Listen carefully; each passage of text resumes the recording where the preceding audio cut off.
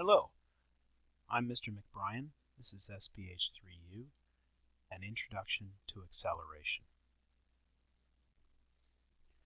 Today we're going to learn how to interpret and solve some questions related to specifically uniformly accelerated motion. By the time we're done, we should have a good working definition of acceleration.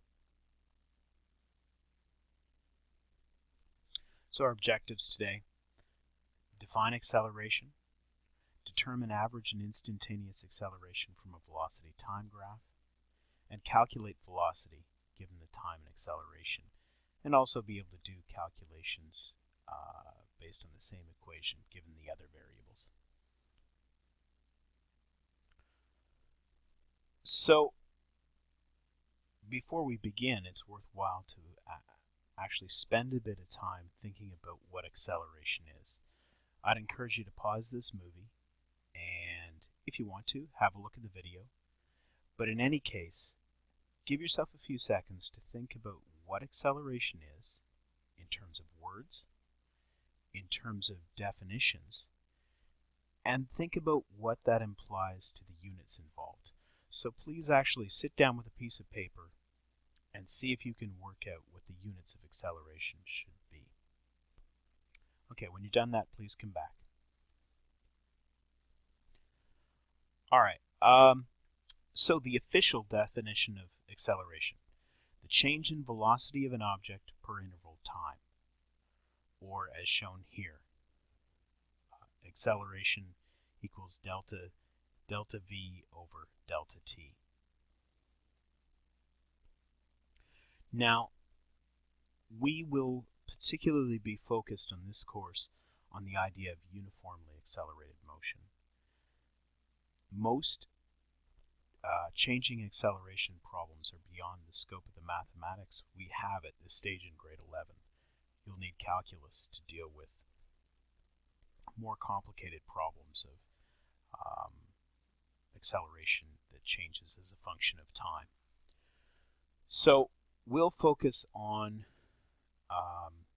the idea of uniform acceleration, and once we have that case, the parallels to our the work we've already done with graphing velocity and constant velocity, we have virtually all the tools we need to address problems here as well. So we can see that for the case of uniform acceleration, the acceleration can be found from the final velocity, subtract the start velocity, divided by delta t.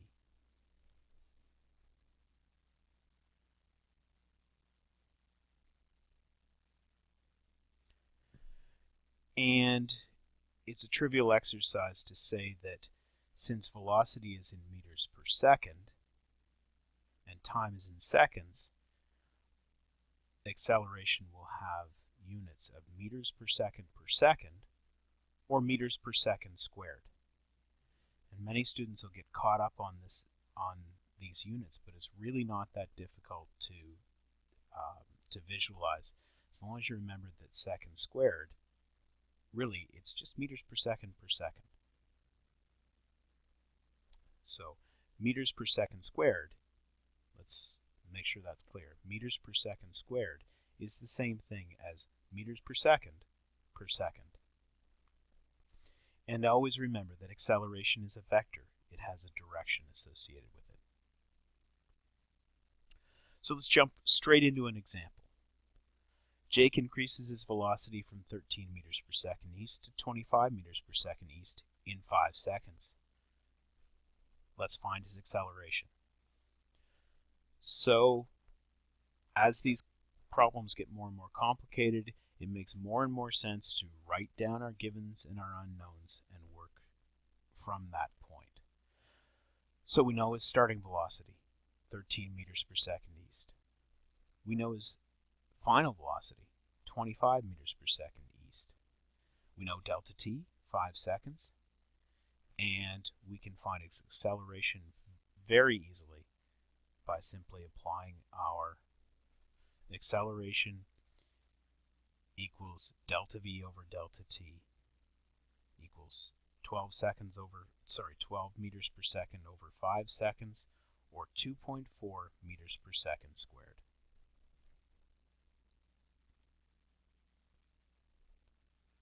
And of course, we need to make sure that we report this as a vector quantity. So correctly speaking, it's 2.4 meters per second squared east. All right, another example. Richard reduces his velocity from 15 meters per second forward to 12 meters per second forward in 4 seconds.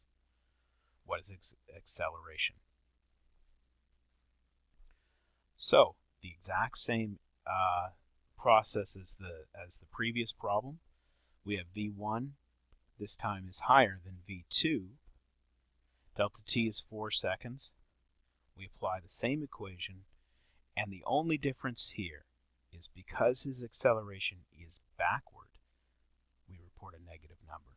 So his acceleration is negative 0.75 meters per second squared.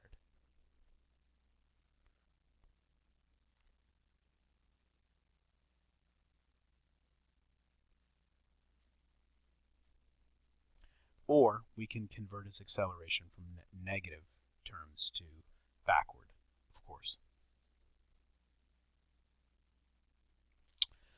All right, so those are pretty straightforward problems, and I think many of you could have solved that, in fact, without even being given the equation. We can also rearrange this equation to find for other terms. So we can solve for any of the variables given the other numbers by rearranging the equation.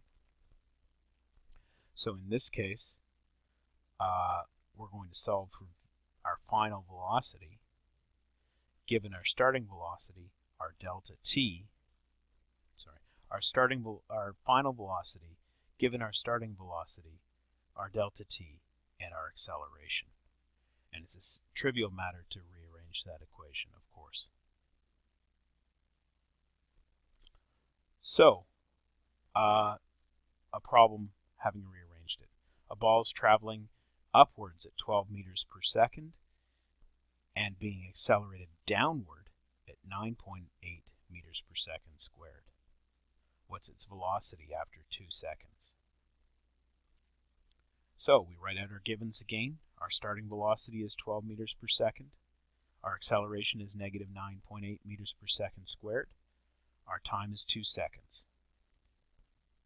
Using our rearranged equation, V2 equals V1 plus A delta T equals V2 equals 12 meters per second minus, call it 19.6 meters per second, gives us a final velocity of negative 7.6 meters per second up, or 7.6, reverse the sign, 7.6 meters per second downward.